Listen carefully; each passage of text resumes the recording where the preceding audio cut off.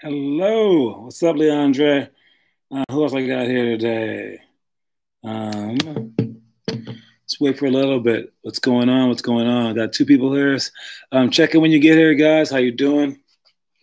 I just finished a long day. We had private session at 9, then two more after that. Then we had this, then our isolation workout, then another workout after that. So my day's long, but taking care of it, and I'm bouncing around from house to house and things like that. Did I start the live? I just started the live. Oh, hi. I've been also watching the NBA games. I'm not quite sure exactly, but let me check. So, looks like the Grizzlies won their last game. So the Grizzlies are now in the finals. Wait. Oh, wait. I don't know. Okay, so the Suns are just finished perfect, and the Grizzlies won their game, so they're in. But now I think that the Portland Trailblazers have to do it, but the Spurs are out. I'm not even sure how it's gonna go, but there's a chance that the Suns could go perfect in the bubble and not make the playoffs, which would be crazy sad. But they finished really strong. I don't even want the Grizzlies to make it. I mean, really. But anyways, with that said, I was watching a video of Damian Lillard talk, and I sent it to some of you guys that have phones in the program. And in the video, they were asking him basically like what was so hard about coming into the league, and he said, well, the basketball play was easy. He was the best player on the court, on his team, so he got to play right away. He goes, but they kept using words that he didn't know. They kept saying like double down, do this, do this, do this, all these like code words, and he's like, oh my god, this is very complicated. So he said during the summer before second year, a coach would just quiz him on all the stuff. He says, what does this mean? What does this mean? What does this mean? And why are you the only two on the live stream? Because you guys are the only two basketball players. That's what I'm about to get at. Again, I know secretly, Blake's hardest thing is going to be being lonely. I think if Blake's friends stop playing basketball, he has 0% chance to keep playing because he's been the one to ask, where's everyone else? I think Blake does this for other people, not for himself. Am I right, Blake? Tell me. All right. Let me know. Let me know. Anyways, so what he said was the hardest part about the NBA. The hardest part was learning the lingo. And he says that's why players like Chris Paul get to be so great for so long because they're just really smart. They know what the plays that you're going to do.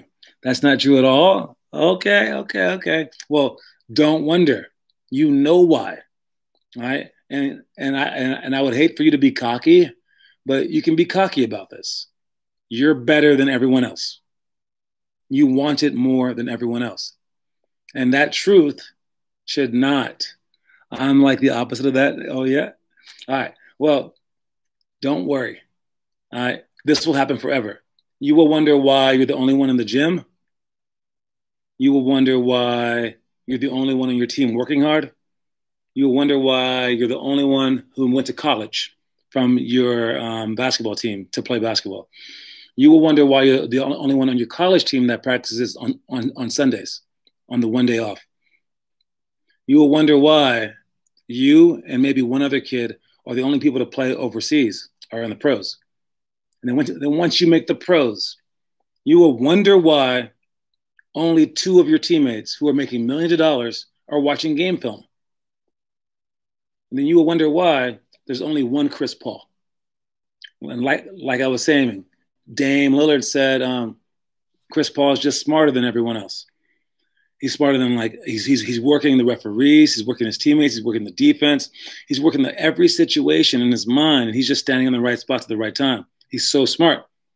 And they asked Dame, how much basketball do you watch?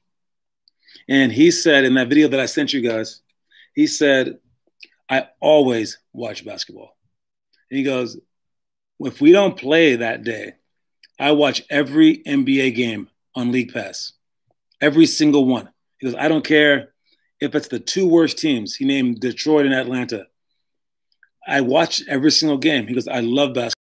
And he goes, it's what the kids don't understand these days that are watching video games or playing video games. It's not about that. He goes, it's about loving the game and understanding the game at a higher level. So even Dame, who's like a millionaire basketball player, he watches every single game. He goes, he watches and learns every single thing. He watches game films to learn more. He just absolutely loves it. So I think for us who are striving to become that good, if he's working that hard to become where he is, we who are not as talented as he is need to work even harder. All right. So I think if I emailed Dame Lillard and I showed him the page that I made with all the different moments on it, one, I'm pretty sure he knows every single moment on there. But two, he would love the page. And actually, I think he would wonder why he isn't on there more. I mean, his number one moment would be, besides the 61-point game they just had, would be against the Houston Rockets when he sprinted across and made that shot. Oh, no, I'm sorry, last year when he made the deep three, Paul George. That's the biggest moment of his life. I did not include that. So maybe he might be mad at me for that. Anyways, make sure that you guys are taking advantage of everything that you're given and watching basketball games. You guys should know about the playoffs happening right now. All right. If you want to be great, you have to watch these games. And if you're going, John, that's too much of a price to pay. I don't love basketball like that, or I don't have time. Then you don't have time to be great. All right. It's what it is. All right. You either can do it or you can't do it. All right. Quote of the day is, don't sweat the small stuff. All right. Sunday, Monday, Tuesday, Wednesday, Thursday. This is Thursday. Don't sweat the small stuff. All right. Don't sweat the small stuff. And that means there's another play that I just watched today. I say, John, I might be a bit late for some of this because the school started, but no worries. Take care of school. All right. Don't sweat the small stuff. A great video that I just watched was Isaiah Thomas. Isaiah Thomas is this little bitty guy from not current Isaiah Thomas, the great Isaiah Thomas from the 80s. He's very, very scrappy. And this big, huge guy, Rick Mahorn, sets a screen on him and kind of nudges him to the other side. Isaiah Thomas, if you type in this onto YouTube, you type in Isaiah Thomas and Rick Mahorn, you'll see the play. He comes off the screen and gets hit, and he gets mad, and he punches Rick Mahorn in the chin, kind of. Then afterwards, he hits him in the head like that, punched him and then hit him. And Rick Mahorn didn't move. He goes, and he just looked at him, and they kicked out Isaiah Thomas, and Rick Mahorn just stood there. And they were like, whoa. Now, I know Rick Mahorn's stronger than Isaiah Thomas, and he could probably take that hit. But how many of you guys could keep your cool if someone were trying to hurt you? Because obviously at the end, he looked so cool because all he said was bye. That's all he said to Isaiah Thomas. He didn't try to go after him. He didn't cuss him out, nothing. He got hit, boom, boom, and he just goes, bye. Like, we win because you're the other team's best player, and I just took you out the game. All right? If you want to be that cool, that's really cool. So don't sweat the small stuff. And that wasn't even small. That was someone hitting him upside the head. I mean, and he just let it go. All right. So if you can do that and don't sweat the small stuff, you'll have an enormously better chance of doing great things in life.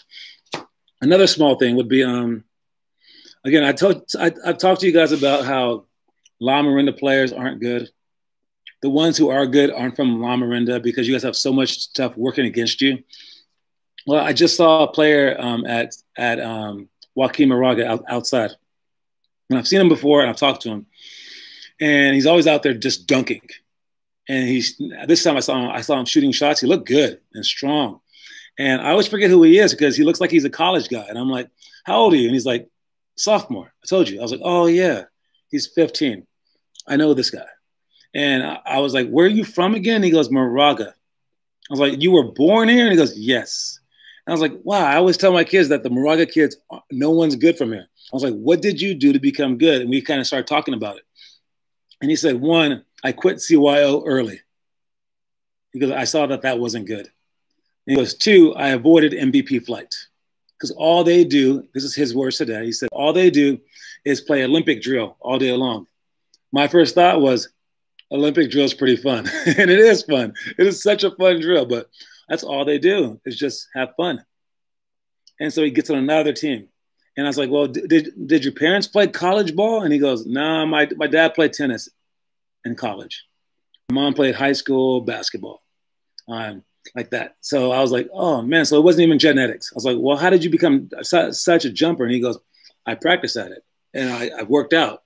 And he said a few things. We started figuring it out. He goes, yeah, the kids from here are so rich that they feel like they don't need to work, one. Two, they play so many sports. So that's also hard because I did swim for 2 years and then I quit. And then he goes, another thing that they do is, he goes, the thing that I don't want to do is I'm not letting my parents buy me a car. I'm not letting them buy me a car because I want to afford my own car. So I work myself. And he goes, he also does his own laundry. Basically, he only wants to work for himself so that he's not a Moraga rich kid. Because he knows that if he's everything that gives him an advantage now, he said, yeah, he actually said, he said these words. He said it better though. He said, everything that gives him an advantage in life is his disadvantage while on the court. Everything like having a maid or whatever hurts him on the court. So he tries not to have any of that stuff. And he says he doesn't take an allowance, nothing. He just says, I try to just do basketball, and it's very hard. But he is, honestly, I played him one-on-one, and I let him go at me for like just like one play or two, just so I could feel him. And he went right at me, hit me, and like almost scored on me. I was like, ooh, geez. Then I went around him, and it was hard to go around him, but I scored on him. But he is a very good player. And heads up for him. I forgot his name, though, but he's a sophomore right now. He will definitely go D1. He says he's having looks from about 9 different D1 schools right now as a sophomore. So that's one Moraga player. And the way that he did it was he ditched all the rich stuff. He ditched all the privileged stuff, and he left it in the past. He pretended like he had no money. He pretended like he had no help from his parents, and he just works hard on it. All right. So, and he's out there working himself out every single day for like an hour or two. So he's working really hard to ditch the stereotype, and he will be your first D1 player that was born here, raised here. So try to be the next one. If he can do it, you guys can do it, but it's got to start early. You got to start doing the right things. You can't be doing the obviously bad things, okay?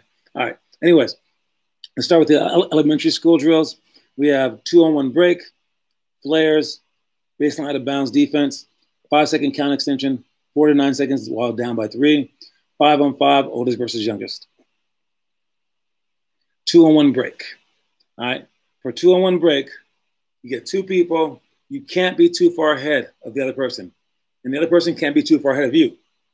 You have to come in at the same time against the one defender. And when you come in at the same time against the one defender, he has to make a choice.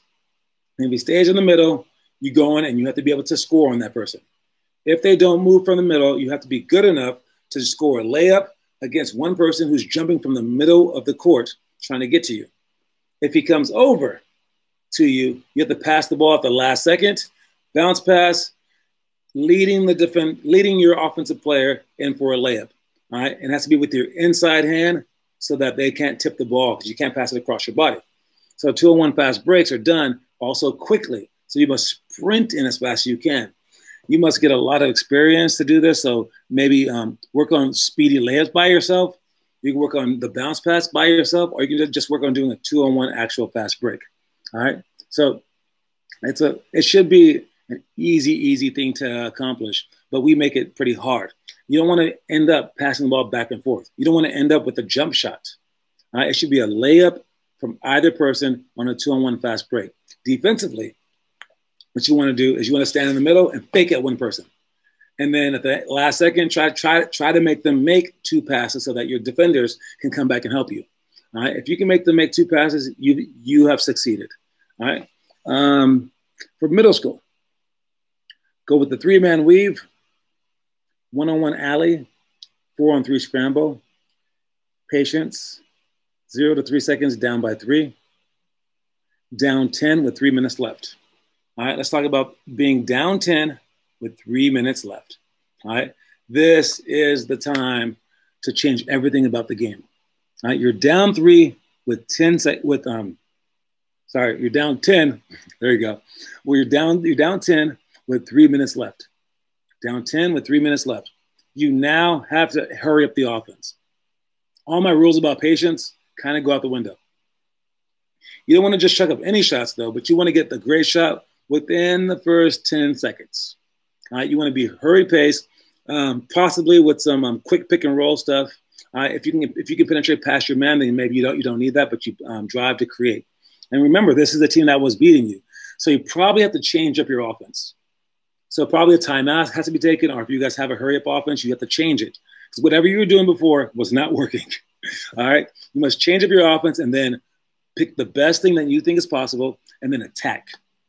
And you attack them on offense, you go at them, you send an extra rebounder. So you send 4 rebounders and send one person back only. Don't send 2 people back. Don't even do man and ball. Send 4 people, you crash the boards so you can get some putbacks. You try to get to the line every time that you drive, try to hit them. So if you're shooting free throws, it should stop the clock.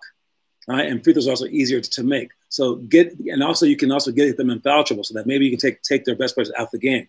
And don't forget, they're also going to be trying to slow down the clock. They're going to be trying to waste time.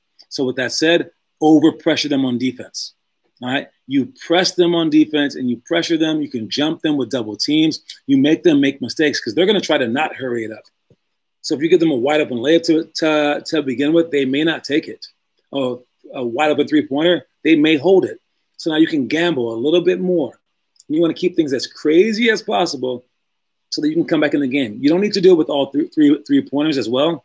Don't try to get it back in huge chunks. Just get it back 1 point at a time, 2 points at a time, slowly, trying to get to the line, Also, you don't need to foul them early at all, unless, of course, you need fouls to gain so you can get it in the bonus. All right? You just want to keep the game as crazy as possible so that they get flustered, so that they get out of their element, so that they're not running plays, so that they're trying to break your press. All right, you want to get into their heads, so I'll make it a lot of physical contact because a little bit of physical contact goes a long way. Keep hitting them on every rebound. Hit them so that they get tired, so that they get frustrated. Think about when you just wake up in the morning and you're like, or no, when you're tired at night. You're tired, had a long day, and then people start bugging you. And you might get grouchy, right? You want to make them tired by hitting them so that they get flustered in their mind. All right. Also, how do you feel about being up by 3 and fouling so they can't get a 3? I think that we've talked about this before, but if you're up by 3 and there's like 2 seconds left, I say make them hit the big time shot, unless they have a big time player on their team. There are very few high school and middle school players that can hit that shot. Very, very, very few. You might get some college players, and then a lot of NBA players can do it. So if you're in the NBA playing against Damian Lillard, don't let him shoot. If you're playing against Kevin Durant, don't let him shoot. As soon as he catches the ball, foul him. Make him shoot 2 free throws, and then you can get some rebounds. But when you move down levels like college, it's iffy. But high school, definitely. If your hand in their face and they're fading away, they're not making that shot. But also, if you do foul them and send them to the line, chances are your rebounders aren't very good either. So they can make the first shot, miss the second one, and then just get a rebound because you don't have some kind of NBA 7-footer to just grab every single board 100%. So I say until you get to be very, very good, don't do the foul early thing. And by the foul early thing, I mean you're up by 3, they get the ball in bounds, foul them to send them to the line so that they can't get 3 points, and then you secure the game with the rebound. 1, because your rebounds may not be strong enough, but 2, you may also foul them incorrectly. Maybe you foul them too hard and it's an intentional foul. Maybe you foul them as they were shooting and then they get 3 shots. So I say don't do that. Put your hand in their face, make it a tough shot, and if they make the shot to beat you or to tie you, they make the shot. All right, make them make a tough shot to beat you. Go with the high school.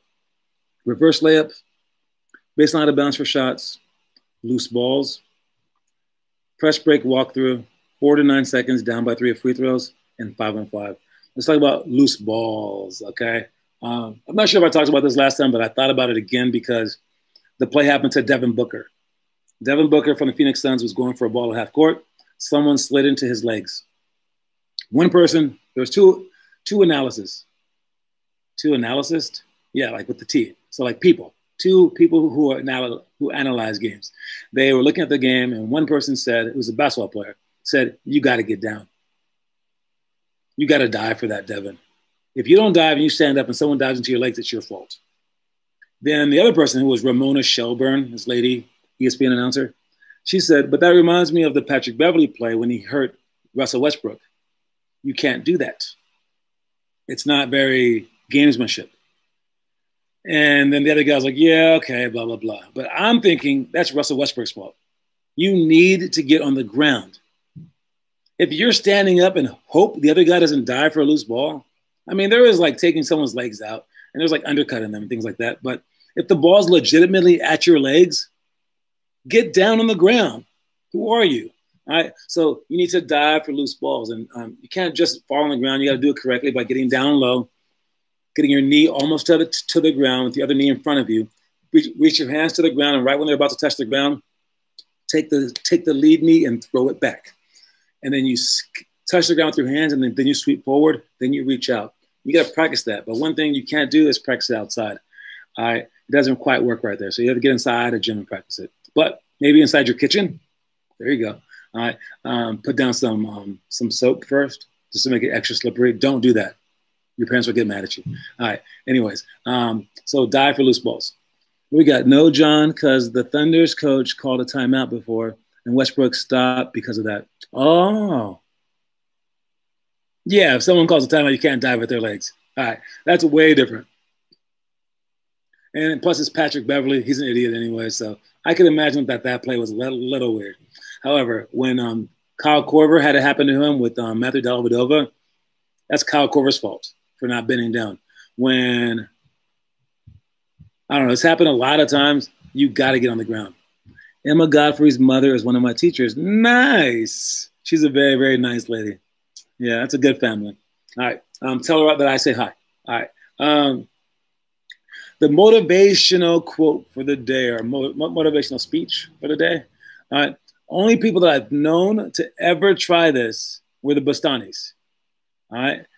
This speech is about the Chinese bamboo.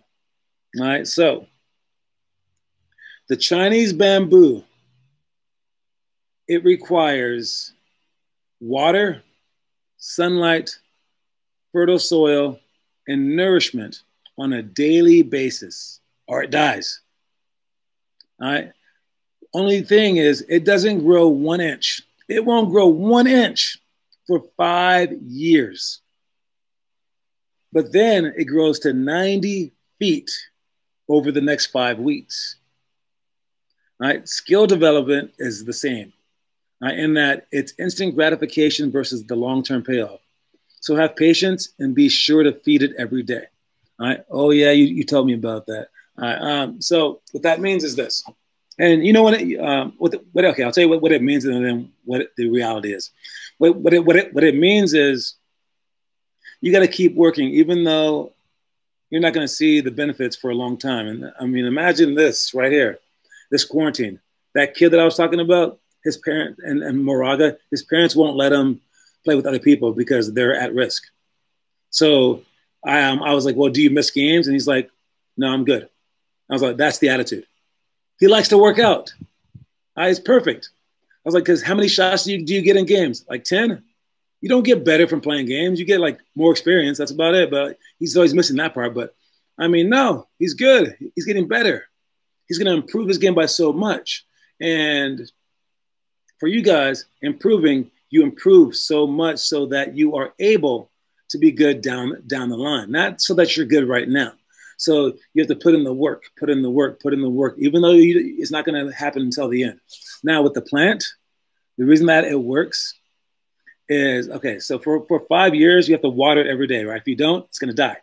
Even though you don't even see anything, you don't see anything. You just keep watering it, keep sunlight on it, keep feeding it, soil, whatever, right? What it's actually doing is creating roots. huge roots. So it is growing. It's just growing underneath the ground. All right. So I like to notice that growth in you guys. When you guys are working on your handles, like Leandre, who just left, he's getting better. Man, no one can see it, though, because we're not playing games. He's getting better every single day. And I'm like, whoa, he's making roots. He's doing stuff that's not going to be seen by everyone. He's making the strongest roots. And no matter how big your tree is, if you have weak roots, it's going to fall. It's building bigger and bigger and bigger roots, 5 years worth of roots. So when it decides to grow up, 5 weeks, 90 feet, that's enormous, right? That's why the bamboo tree is so ridiculously strong, right? Now, how old is Leandre? He is about to be a third grader. Yep. So I think he's the same grade as Elliot. Right? Anyway, he's a really hard worker and he likes to work. But like I said before, one of his downfalls, he doesn't watch basketball. Right? Everyone has their weakness, right? Shaq couldn't shoot free throws. All right. So how many of you guys are going to try to be like Damian Lillard and watch games and learn from games? How many of you guys will be like CP3 and become the smartest kid in the league? All right. So understand that that's what you guys need to do to become better. Right? And including that, watch the movies I gave you guys. All right. Let me order these movies real quick. All right. 1 to 12. Here's my worst to my favorite movies of this month's movies. All right. My worst one. Let's see if I can do this. So it's Mighty Ducks, Pele. Okay. McFarlane. Okay. All these movies. The worst one. I have not seen this, so I can't say it's my worst one. So Pele, I have not seen. It's a soccer movie. I have not seen that, but I would guess that would be like my worst one. I would guess. Mystery Alaska, I haven't seen that one either. I need to see that one. So that's the 10th grade one. That's the hockey one, I believe. All right, and then worst ones, they get pretty good after that. And I haven't seen McFarlane USA, but I hear that it's very good. So I can't judge those 3 movies. All right. So I have 9 movies to judge, and I will go with – these movies are good. I would go with Southpaw is number 9. That's the 12th grade movie. That's the boxing one. And then Ladybugs is number 8. Even though it was pretty good, it was funny. Major League 2 is number 7. That was pretty good, but again, not that great. I'm on 6. 6 is The Mighty Ducks. Very good movie, but again, not more amazing than these. 4 is The Scout, or 5 is The Scout. 4 is my top 4, maybe Invictus.